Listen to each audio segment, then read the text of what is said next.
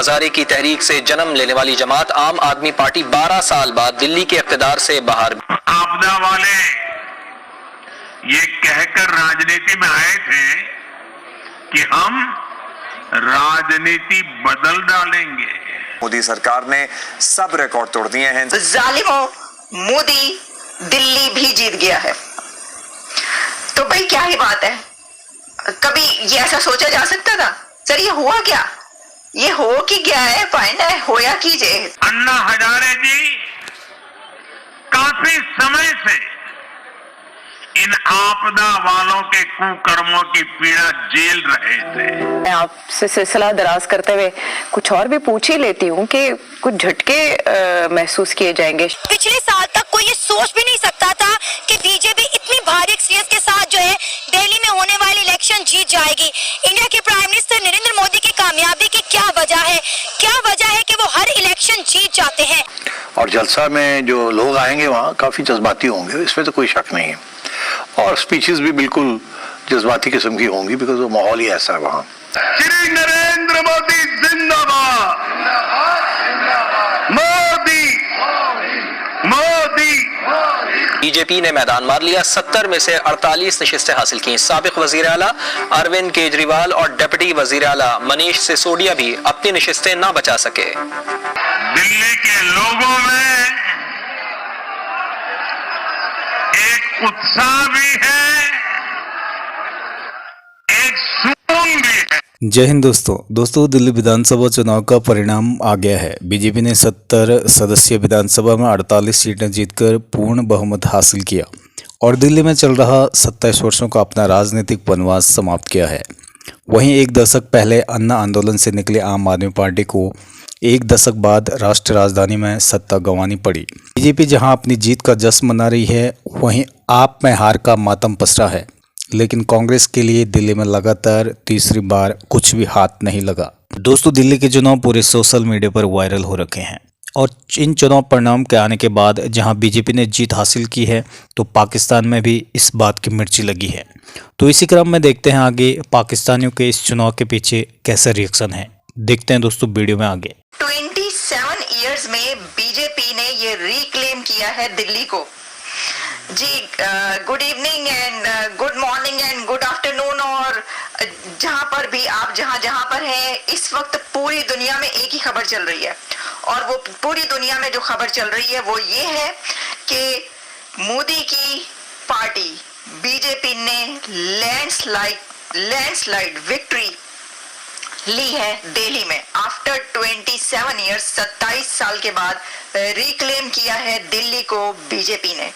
और केजरीवाल का धड़न तख्ता आप हो गई साफ, ये बात कही जा रही है कि आप हो गई साफ। और मोदी की महिला और मिडिल क्लास ने आपको कर दिया है साफ। यहां तक खबर आ चुकी है कि केजरीवाल ने एक्सेप्ट कर लिया है, एडमिट कर ली है अपनी डिफीट। क्योंकि इस वक्त जो मेरे सामने अभी जो नंबर्स आ रहे हैं वो 48 बीजेपी के हैं और 22 केजरीवाल के हैं। तो इतना बड़ा गैप ये फिल नहीं हो सकता। तो जो विक्ट्री है वो हासिल हो चुकी है मोदी साहब को। तो जालिमों, मोदी दिल्ली भी जीत गया है।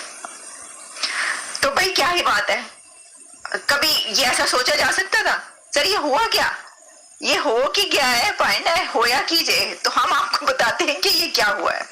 देखिए इसमें फैक्टर्स बहुत से हैं, लेकिन सबसे पहले मैं आपको ये बताऊंगी कि इस वक्त दुनिया भर के जो मीडिया है वो क्या चला रहा है। ये भी तो देखे ना, हम चल क्या रहा है भाई साहब, चल क्या रहा है। जरा मैं आपको ये बताती हूँ। इस वक्त हमारे सामने रॉयटर्स आ रहा है। रॉयटर्स ये कह रहा है कि जो मोदी की पार्टी है उसने आफ्टर 27 इयर्स रिक्लेम कर लिया है दिल्ली को, वापस ले लिया। और उन्होंने वो कुछ लोग तो कह रहे हैं कि कब्जा कर लिया।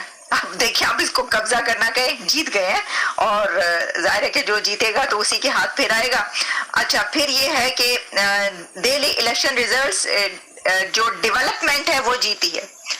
क्यों जीता मोदी, क्यों जीता मोदी की पार्टी, क्यों जीती? तो कहा जा रहा है डेवलपमेंट जीती है, महिला जीती है, गवर्नेंस जीती है, वोटर्स जीते हैं, भारत की विक्ट्री जीती है, भारत की इकोनॉमी जीती है, ये बातें की जा रही हैं कि क्या हुआ, कह रहे हैं भारत की मिडिल क्लास जीती है और केजरीवाल की बैड गवर्नेंस हारी है। दिल्ली का एटमॉस्फेयर, एनवायरनमेंट और पोल्यूशन हारी है। ये फैक्टर्स मैं आपको बता रही हूँ। मैं इसको बड़ी डिटेल में लंबा करके भी बता सकती हूँ, लेकिन इसके की पॉइंट्स यही हैं जो मैं आपको बता रही हूँ। 2013 से दिल्ली के अंदर आम आदमी पार्टी की हुकूमत थी। पिछले साल तक कोई ये सोच भी नहीं सकता था कि बीजेपी इतनी भारी एक्सपीरियंस के साथ जो है दिल्ली में होने वाली इलेक्शन जीत जाएगी। इंडिया के प्राइम मिनिस्टर नरेंद्र मोदी की कामयाबी की क्या वजह है, क्या वजह है कि वो हर इलेक्शन जीत जाते हैं, इसी मुद्दे पर बात करेंगे आज की इस वीडियो में। तो आइए चलिए हमारे साथ। आज का मुद्दा आपको पता होगा, इस वक्त जिसने इंटरनेट पर आग लगाई हुई है, सोशल मीडिया पर हर जगह तहलका मचा हुआ है कि नरेंद्र मोदी की जो जमात है बीजेपी, वो दिल्ली में इलेक्शन जीत गई है। क्या कहना है चाहेंगे आप इस पर? ऐसी क्या वजह है कि नरेंद्र मोदी जो है वो इलेक्शन पे इलेक्शन जीत रहे हैं और कोई सोच भी नहीं सकता था कि नरेंद्र मोदी साहब की जो जमात है इतनी भारी अक्सरियत के साथ दिल्ली में इलेक्शन जीत जाएगी? देखिए, सबसे पहले समझने की हमें ये जरूरत है कि नरेंद्र मोदी तीसरी बार इंडिया के प्राइम मिनिस्टर बने हैं। बिल्कुल। बट उनके पास कैपिटल के अंदर जो है वो बैठे हैं वजीर आजम बन के, बट उनके पास जो उसका सूबा है उसकी हुकूमत नहीं है। मतलब भी एक सोचने वाली बात है कि 3 बार का वजीर आजम अपने कैपिटल के अंदर, उसकी हुकूमत नहीं है। बस जस्ट एक विफाक है, जैसे हमारा इस्लामाबाद है, बस आप उसके दायरे में है, बट आपके पास सूबा नहीं है। जैसे कि अभी पंजाब में नून लीग की हुकूमत है और फेडरल में भी उनकी हुकूमत है। तो इसी तरह देखिए, सबसे पहले ये होता है अवाम सोचती है, सोचकर जब वोट करती है और उसकी परफॉर्मेंस पे जब सियासतदान के ऊपर वोट आता है तो फिर मुल्क की बेहतरी होती है।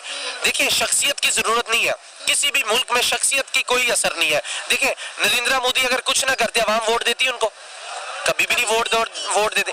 अवाम की राय का, अवाम का जो इंतखाबी एक अमल होता है, उसके ऊपर आपको लब्बैक कहना पड़ेगा और वो माननी पड़ेगी। देखिए, ऑपोजिशन अभी तक किसी ऑपोजिशन की तरफ से कोई बयान नहीं आया उनके कि हम एहतजाज करने नहीं कर रहे, धांधली होगी, हम तोड़फोड़ करेंगे। ये हमारे मुल्क में अनफॉर्चुनेटली ये है, चाहे वो कोई हुकूमत में बैठा है चाहे कोई ऑपोजिशन में बैठा है, जब उसके खिलाफ आ जाते हैं ना रिजल्ट, तो वो कहते हैं भाई हम एहतजाज करने लग जाएंगे, मुल्क का हम जो है वो जितना भी अमन अमान है वो खराब करने लग जाए। ऐसा नहीं होना चाहिए। देखिए, हमारे मुल्क के अंदर भी यही चीजें चलती है। एक को जीत जाए, चाहे इमरान खान को जीत गया, नून लीग शुरू हो जाएगी, नून लीग जीत गई है, पीटीआई शुरू हो जाएगी, पीपल्स पार्टी शुरू हो जाएगी। अगर बड़ी जमातें सारी चुप है, कोई छोटी जमात उठ के शुरू हो जाएगी। यानी कि हम अपने मुल्क को नहीं चलने देते। हमें अपने पड़ोसी मुल्क से यही सीखना है कि मुल्क को कैसे चलने देना चाहिए। देखिए, हम तारीफ नरेंद्र मोदी की नहीं करते, हम इंडिया की तारीफ नहीं करते, हम उनकी पॉलिसी की तारीफ करते हैं कि भाई उनकी पॉलिसी बहुत अच्छी है। वो देखिए काम करके अपनी आवाम में गए, उनको वोट मिला है। कोई तस्वुर कर सकता है कि राहुल गांधी वहां से हार जाए? देखिए, 2013 से वहां पे आम आदमी पार्टी की हुकूमत चल रही थी और पिछले साल तक कोई ये तस्वुर भी नहीं कर सकता था कि नरेंद्र मोदी की जमात वहां पे इतनी अक्सरियत के साथ जीतेगी। इवन के सोशल मीडिया पे एक वीडियो भी बड़ी वायरल हो रही है कि नरेंद्र मोदी साहब इस जन्म में दिल्ली से इलेक्शन नहीं जीत सके। अगर नरेंद्र मोदी को इस जन्म में दिल्ली से इलेक्शन जीतने पड़ने हैं तो इन्हें दोबारा जन्म लेना पड़ेगा। मतलब इतना कॉन्फिडेंट था आम आदमी पार्टी को अपने ऊपर, उन्हें लगता था कि इस जन्म में नरेंद्र मोदी दिल्ली से इलेक्शन नहीं जीत सकते, उन्होंने जीत के दिखाए हैं। देखिए, उनको इस चीज का क्यों था कि हम लोग यहाँ से नहीं मतलब जीतने देंगे, हम जीतेंगे। देखिए, बिजली उन्होंने फ्री की हुई वहां पर, पंजाब तक बिजली उनकी फ्री जा रही है। यानी कि लगभग, मैं रॉन्ग ना हूँ लेकिन 300 से आई थिंक 600 के राउंड बाउंड यूनिट है वो जो फ्री देते हैं। 300 यूनिट फ्री है तकरीबन, इतने 300 यूनिट फ्री वो देते हैं। यानी कि इतना कुछ वो कर रहे हैं। उनको ये आइडिया था कि हमारी आवाम हमारे साथ स्टैंड करेगी। आम के वेलफेयर के लिए बड़ा काम किया है आम आदमी पार्टी ने। देखिए, कई चीजें होती हैं कि जो हमें यहाँ पर नहीं बैठे नजर आ रही, उनकी आवाम को नजर आ रही होगी। जो दिल्ली के अंदर जो कुछ हो रहा है, हम तो बाहर बैठे देख रहे हैं ना, जो हमें मीडिया दिखा रहा है या जो हमें वहां पर कुछ हमारे जराए वो खबर हमें कोई दे देते हैं, वो तो ठीक है। लेकिन जो उधर की आवाम को शायद ये लग रहा हो कि आखिर हम आम जनता पार्टी को कब तक वोट करें। कोई चीजें तो इस तरह की कर दी है ना जो उनको अच्छी नहीं लगी, जो नरेंद्र मोदी में उनको अच्छी लगी। देखिए, किसी भी मुल्क के अंदर जब इलेक्शन होते हैं ना, किसी सूबे के अंदर इलेक्शन होते हैं, वहां पर ये आवाम उम्मीद रखती है कुछ बेहतर हो। तो अगर बेहतर उनके लिए मोदी है, हमें क्या इससे फर्क पड़ता है, उनके लिए बेहतर है। बट यहाँ पर हमारे लिए बहुत बड़ी एक सबक सीखने वाली बात है कि वक्त का चाहे वजीर आजम हो, चाहे ओपोजिशन लीडर हो, जब इलेक्शन हो जाता है ना भाई, चुप करके मुंह बांध के 5 साल अपने घर पे बैठ जाए, ना जलील करें आवाम को। देखिए इंडिया के अंदर भी तो 5 साल वजीर आजम पूरे कर रहे हैं, ऑपोजिशन को निकलती सड़कों के ऊपर। एहतजाज होता है उनके मुल्क में भी, एहतजाज ये होता है कि आप महंगाई कम करें, एहतजाज ये होता है कि आपकी ये पॉलिसी गलत है, बट ये एहतजाज नहीं होगा भाई आप नए इलेक्शन ही करवा दें। अच्छा, हमने कभी इंडिया में नहीं ये देखा कि एक सियासतदान ने दूसरे सियासतदान के ऊपर केस किया हो। यहाँ पे आप देखिए कि एक जमात हुकूमत में आती है तो दूसरी जमात के ऊपर वो केसों का अंबार लगा देती है, लेकिन हमें ये चीज कभी इंडिया में देखने को नहीं मिली। देखिए किसी भी मुल्क की तरक्की में यही चीज अहम होती है कि आप सियासतदानों को बैक करें, आप सियासत को चलने दें।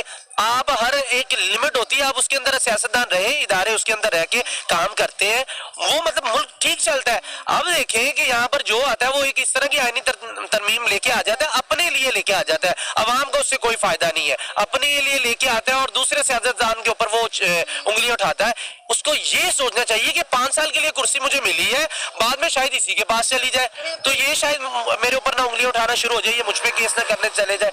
देखिए हम इंडिया ना तो हमें खाने को देता है, बिल्कुल सर। हम अपने मुल्क में बैठे हैं, लेकिन हमारे अगर पड़ोसी मुल्क अच्छा कर रहा है तो हमें तारीफ करने पे हम मजबूर हैं, उनकी पॉलिसी की तारीफ करने पे मजबूर है। यहाँ पे हमारे प्राइम मिनिस्टर जो हैं वो इंडिया की फॉरेन पॉलिसी की तारीफ करते नहीं थकते। इवन कि हमारे जो पार्लियामेंट है उनमें खड़े होकर हमारे जो हुक्मरान है ये बात कहते हैं कि इंडिया की फॉरेन पॉलिसी इतनी बेहतरीन है कि वो चांद पे पहुंच गई और हमारे बच्चे जो है वो गटरों में गिर के मर रहे हैं। यही तो प्रॉब्लम है, जब वो भी बात करते हैं, जब हम बात करते हैं कोई प्रॉब्लम क्रिएट हो जाती है, जब वो बात करते हैं कोई प्रॉब्लम नहीं। कभी आपने ये सुना हो, कभी भी हमारी असेंबली के अंदर किसी ने कहा हो यार ईरान की बड़ी खारजा पॉलिसी तगड़ी, कभी सुना? नेवर। अफगानिस्तान की सुना हो कभी आपने? बांग्लादेश की कभी फॉरेन पॉलिसी के बारे में सुना हो? भूटान के बारे में, नेपाल के बारे में, मालदीव के बारे में, मतलब किसी भी जो और हमारे करीब करीब है, फलस्तीन के बारे में किसी की नहीं सुना। उनकी क्यों सुनते हम? उनके काम इस तरह के, वो अपनी फॉरेन पॉलिसी को बनाते हैं तो आवाम उन पे बात कर रही है ना भाई। हमारे सियासतदान असेंबली के अंदर खड़े हो रहे हैं, 99 नाम अल्लाह के ऊपर लगे हुए हैं, उसके साये के नीचे खड़े होकर भी अगर हमारे सियासतदान गलत बयानी कर रहे हैं फिर इनको तो पकड़ होगी, या तो वो सच कर रहे हैं बात, और भाई उसी असेंबली में खड़े होकर अगर आप सच बात करते तो वही कानून आप बनाने के अहल है, बनाए क्यों नहीं बनाते वो कानून? किसने रोका है? वोट पावर आपके पास, अवाम ने आपको वोट दे दिया, अवाम अपने टैक्स के पैसों से आपको वहां पर हर चीज प्रोवाइड कर रही है, अवाम अपने टैक्स के पैसों से आपको फॉर्च्यूनर भी लेके दे रही है और खुद अवाम साइकिल लेने की औकात नहीं रख रही, लेकिन आप सब कुछ उनके पैसों से कर रहे हैं, आपसे मांग क्या रहे हैं? कोई देखिए कोई भी गरीब यहाँ से अभी पकड़ ले, मुझसे भी ज्यादा कौन गरीब है, मैं अपनी बात कर लेता हूँ। मैंने इनको कभी कहा है कि मुझे रोटी दे दे? आपने कभी कहा इनको रोटी भाई मुझे खाने को दे दे? हम क्या कहते हैं यार मुल्क के लिए बेहतर कर दे, जो मुल्क के लिए ठीक होगा, हम इस मुल्क के रहने वाले सिटीजन है, हमारे लिए बेहतर हो जाए।